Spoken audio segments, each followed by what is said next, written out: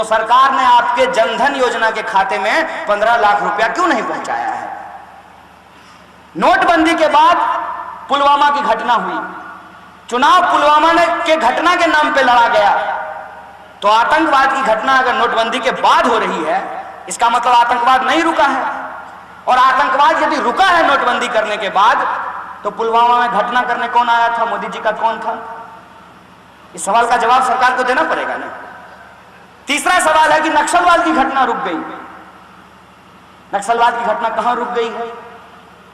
इस बार फिर जो है, जो सरकार की तरफ से बयान पेश हुआ है, उसमें इंटरनल थ्रेट, आंतरिक थ्रेट के रूप में नक्सलवाद को जो है एक कारण माना गया है। और अभी रामलीला में जब प्रधानमंत्री ने भाषण दिया, तो उसमें उन्होंने यही कहा कि अर्बन नक्सल लोग देश की जनता को भड़का रहे हैं। तो बोलिए मोदी जी, अब भी अगर अर्बन नक्सल बचे हुए हैं, अब तो कह दीजिए कि हमारा नोटबंदी का प्रोजेक्ट फेल हो गया है। इसका मतलब देश की जनता को गुमराह किया जा रहा है। उसके बाद आज जब यह नया कानून लाया गया है, पहला सवाल यह है कि यह कानून देश की संविधान के मूल भावना के खिलाफ है। देश के संविधान की प्रस्तावना हमको क्या कहता है? ठीक बात है कि आप लोग स्टेज के नीचे हैं, आरसी जी स्टेज पे हैं, बरार साहब स्टेज पे हैं, लेकिन यह मतलब नहीं है कि चुनाव के वक्त जब ये वोट देने जाएंगे तो इनका वोट 5 होगा और आपका वोट 1 होगा, ऐसा नहीं है। भले ये स्टेज पे हैं, इनका वोट भी एक ही होगा और आपका वोट भी एक ही होगा, क्योंकि यह अधिकार आपको इस देश का संविधान देता है।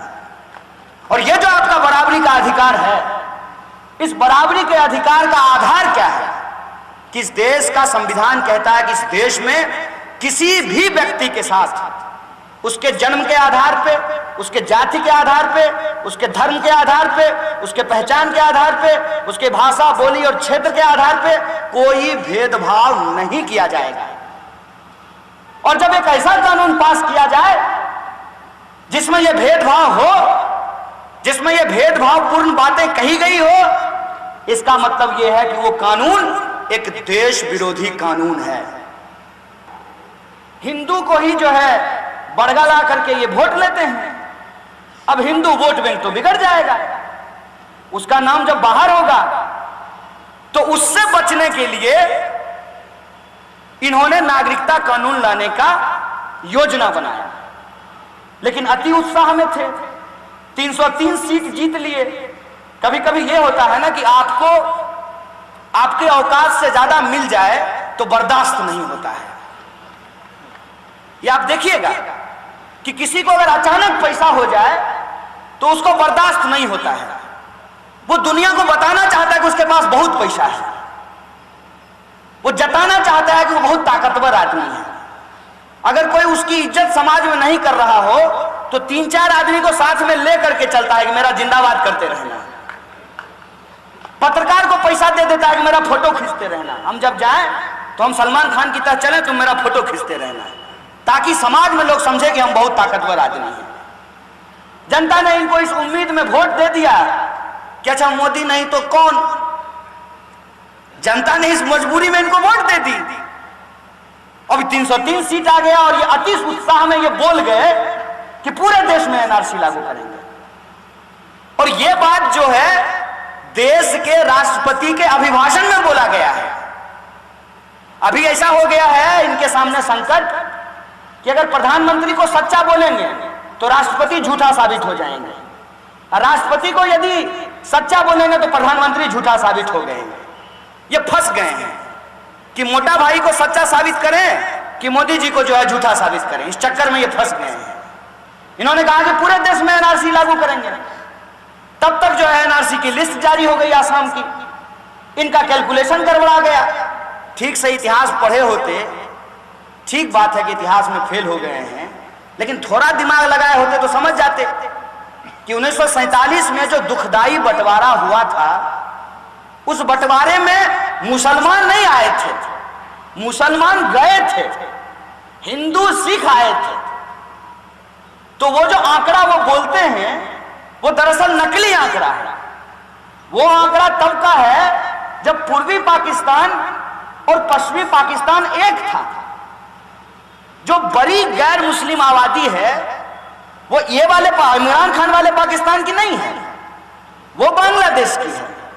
जो 71 का जब बांग्लादेश का बंटवारा हुआ, बांग्लादेश बना श्रीमती गांधी के नेतृत्व में, देश की सेना के पराक्रम के चलते जो पाकिस्तान को हार मिली, तब जाकर के गैर मुस्लिम आबादी फिर से बांग्लादेश से हिंदुस्तान आई। तो मतलब दोनों वक्त चाहे 47 हो या 71, गैर मुस्लिम लोग भारत में ज्यादा आए हैं। तो स्वाभाविक रूप से अगर पूरे देश में एनआरसी होगा तो उसमें गैर मुसलमानों का नाम ज्यादा होगा। तो इनकी गर्दन फंस गई थी। उसमें बचाने के लिए इन्होंने नागरिकता कानून लाया, जबकि नागरिकता कानून ये 2003 में ही ले आए थे, जब वो नारा था ना, अब की बारी अटल बिहारी, राष्ट्र के ये 3 धरोहर, अटल, आडवाणी, मुरली मनोहर। अटल जी लोटा में घूम लिए हैं और आडवाणी जी इंतजार कर रहे हैं कि कहां घूमेंगे, कमंडल में घूमेंगे, मार्गदर्शक मंडल में। उस वक्त 2003 की सरकार के वक्त जो नागरिकता कानून आया था, उस कानून में इन्होंने एक बात लिखी कि इलीगल इमिग्रेंट्स की को आइडेंटिफाई किया जाएगा। अब इलीगल इमिग्रेंट्स, गैर कानूनी तरीके से भारत में कौन आए हैं, तो कानून कैसे काम करता है, ये पुलिस के लोग खड़े हैं, बता देंगे कि कानून कैसे काम करता है। ये देख लिए हैं, इनके सामने में चोरी हुई है, लेकिन उससे काम नहीं चलेगा, इनको सबूत देना पड़ेगा। क्या कानून बिना सबूत का थोड़ी मानता है। कानून की जो वो प्रतिमा है, उस महिला के आंख के ऊपर पट्टी लगा हुआ है, तराजू हाथ में है, तो देखता नहीं है, वो सिर्फ सुनता है। डॉक्यूमेंट सबसे इंपॉर्टेंट चीज है, किसी भी चीज के लिए आपको डॉक्यूमेंट देना पड़ेगा। तो गैर कानूनी लोग से वो सब लोग भारत आए हैं जो बिना पासपोर्ट वीजा का आए हैं। तो मुझे बताइए, ये पंजाब की धरती है, जब 47 में बंटवारा हुआ तो लोग जो है पासपोर्ट वीजा लेकर के भारत आए थे। इसका मतलब इस देश में जितने भी रिफ्यूजी आए हैं, उन तमाम लोग को कागज के आधार पर गैर कानूनी साबित कर दिया जाएगा। सिंपल मामला यह है कि जो बिना पासपोर्ट वीजा का कहीं भी जाता है वो इलीगल इमिग्रेंट है। तो इस देश में जो लाखों करोड़ों लोग आए हैं, ये सरकार कह रही है कि वो सारे लोग इलीगल इमिग्रेंट है। और 2003 का जो कानून है, नागरिकता संशोधन कानून, उसके ही नियम में लिखा हुआ है कि पहले एनपीआर होगा, मतलब आटे से ही रोटी बनाई जाएगी। एनपीआर के आटे से ही एनआरसी का रोटी तैयार किया जाएगा। तो एनपीआर होगा कैसे? तो सेंसस से पहले जो सेंसस करने वाले लोग हैं वो अलग हैं। सेंसस जो इस देश में होता है, जो जनगणना होती है, उसका एक अलग कानून है, वो एक्ट बना हुआ है। और जनगणना का जो आंकड़ा होता है उसको सरकार भी नहीं देख सकती है, ये कानून कहता है। तो ये जो एनपीआर होगा, नेशनल पॉपुलेशन रजिस्टर जो तैयार किया जाएगा, उसमें वो आएंगे और आपके माँ बाप के बारे में और आपके माँ बाप के माँ बाप के बारे में जानकारी इकट्ठा करेंगे। उसके कई प्रश्न तैयार किए गए, फिर वो ले जाएंगे और ऑफिस में बैठ करके कौन लोग संदेहपूर्ण नागरिक हैं उसका लिस्ट तैयार करेंगे।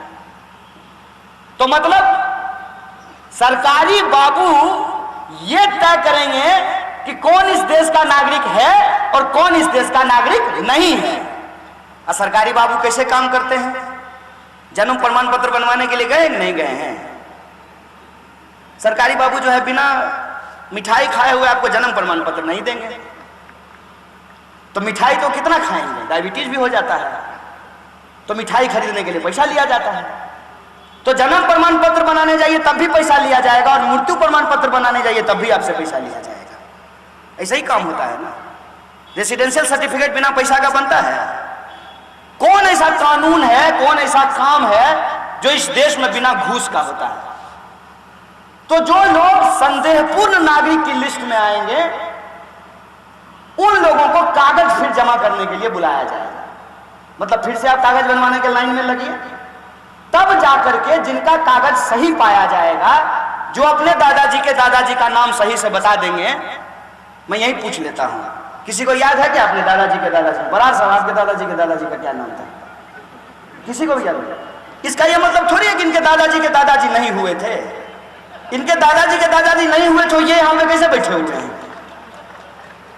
ये एक वाहियात चीज है जो हमारे देश में किया जा रहा है। और कागज जो लोग नहीं देंगे उनकी नागरिकता छीन ली जाएगी, और जो लोग कागज देंगे तब उनको एक आइडेंटिटी कार्ड दिया जाएगा। कितना आइडेंटिटी कार्ड दीजिएगा साहेब? वोट देने के लिए अलग कार्ड है, स्कूल में पढ़ने के लिए अलग कार्ड है, बैंक में खाता खुलाने के लिए अलग कार्ड है, विदेश जाने के लिए पासपोर्ट है, टैक्स जमा करने के लिए पैन कार्ड है, बाकी काम कराने के लिए आधार कार्ड है। कितना कार्ड बनवाओगे? आप हम लोगों को कार्ड नहीं बना रहे हैं, आप हम लोगों को मूर्ख बना रहे हैं। ये सरकार का प्लान जो है हम लोगों को मूर्ख बनाने का है। असल खेल ये है कि इस देश में आप सोचिए कि वो जो 19 लाख लोग हैं जिनको आसाम के एनआरसी से बाहर किया गया है, पहले वो शपथ पत्र लिए हैं और सरकार को बताया है कि हम इस देश के नागरिक हैं, और अब जब ये नागरिकता कानून पास किया गया है तब उनको बताना है कि नहीं, हम नागरिक नहीं हैं, हमारे ऊपर धार्मिक प्रताड़ना हुई है, अब हमको नागरिकता दे दीजिए। मतलब देश के प्रधानमंत्री अपने ही तरह इस देश की जनता को झूठ बोलने में ट्रेंड कर देना चाहते हैं, उनको पारंगत बना देना चाहते हैं, झूठ बोलने के लिए सिखा रहे हैं कि एक बार वो लोग कहे हैं कि हम लोग नागरिक हैं, वो डॉक्यूमेंट जमा नहीं कर पाए, अब उनको सरकार को कहना है कि नहीं, हम जो है बाहर से आए हैं। मतलब समझ रहे हैं? हमको कई बार जो है भाजपा का लोग गुस्से में चिढ़ करके कहता है कि पाकिस्तान भेज देंगे। हम बोले भेज दो, नागरिकता कानून के तहत फिर वापस आ जाएंगे। तो कानून ही ऐसा बना दिया है। मेरा नाम कन्हैया है, इसका कोई लॉजिक नहीं है, इसके पीछे कोई तर्क नहीं है, सिवाय इसके कि ये घुसपैठियों की पहचान नहीं करना चाहते हैं, अपने ही देश को घुसपैठिया बना करके उनका जो धन संपदा है, उनकी जो जमीन है, उसको वो कब्जा कर लेना चाहते हैं। जब आप नागरिक ही नहीं रहेंगे तो मैं एक सवाल पूछ रहा हूं, ये मनसा की धरती है, इसको लोग बहुत अच्छे से समझ सकते हैं कि जो 16 लाख एकड़ जमीन आपने पटियाला रियासत के अधीन जो थी, जिसको कब्जा करके लाल झंडा गाड़ करके भूमिहीनों में आपने बांटा, जब वो नागरिक ही नहीं रहेंगे, इसका मतलब उन जमीनों पे उनका अधिकार भी नहीं रहेगा। आपकी जमीन कब्जा करने के लिए आपसे आपका पहचान छीना जा रहा है, और कागज नहीं है या कागज में आपके नाम का स्पेलिंग ठीक नहीं है, तो एक कागज का टुकड़ा यह तय करेगा कि आप भारतीय हैं कि नहीं है। और कागज की स्थिति क्या है? मैं अपना उदाहरण देता हूं। मेरे सर्टिफिकेट पे मेरे पिताजी का नाम JAI है, और मेरे भाई के सर्टिफिकेट पे नाम है JAY। बाप तो एक ही है ना। I और Y के स्पेलिंग के चलते मेरा बाप अलग अलग है, ऐसा तो नहीं है। और आप घूम करके देखिए, कोई अगर मोहम्मद लिखेगा तो कोई MD मोहम्मद लिखेगा, कोई MOHD मोहम्मद लिखेगा, कोई जो है अगर नीलम लिखा है तो कोई NILM लिखेगा, और कोई NEELM नीलम लिखेगा, कोई MANJDER मजिंदर लिखेगा, कोई DIR मजिंदर लिखेगा। ये जो अंतर होता है, इस अंतर के चलते इस देश की हकीकत यह है कि देश के जो गरीब मजदूर हैं उनका 40,000 करोड़ रुपया PF अकाउंट में पड़ा हुआ है। वो अपना PF का पैसा नहीं ले पाते हैं क्योंकि वो मजदूर हैं, कम पढ़े लिखे लोग हैं। उनका जो PF का कार्ड बनता है, जो PF का अकाउंट बनता है, उसमें जो स्पेलिंग है नाम का, और उसके पास जो आधार कार्ड है उसमें जो नाम है, उसका स्पेलिंग जब अलग अलग हो जाता है, वो अपना ही पैसा नहीं ले पाता है। जब आप अपना पैसा PF से नहीं निकाल पाते हैं, अलग अलग नाम हो जाने से अपने बाप दादा का पैसा आप बैंक से नहीं निकाल पाते हैं, अलग अलग अगर नाम हो गया है तो आपको डॉक्यूमेंट को ठीक कराने में इतनी परेशानी होती है, तो वो कागज का टुकड़ा तय करेगा कि आप भारत के नागरिक हैं कि नहीं है। ये असल साजिश ये है कि भारत के नागरिक अपनी नागरिकता साबित करने में लगे रहें, और जिनके पास सही कागज नहीं होगी उनसे उनकी नागरिकता छीन करके उनको इस देश में दोयम दर्जे का नागरिक बना दिया जाएगा। आज नागरिकता छीन रहे हैं, कल प्रॉपर्टी छीन लेंगे और परसों वोट देने का अधिकार वापस छीन लेंगे। तो हो गया ना अंतर।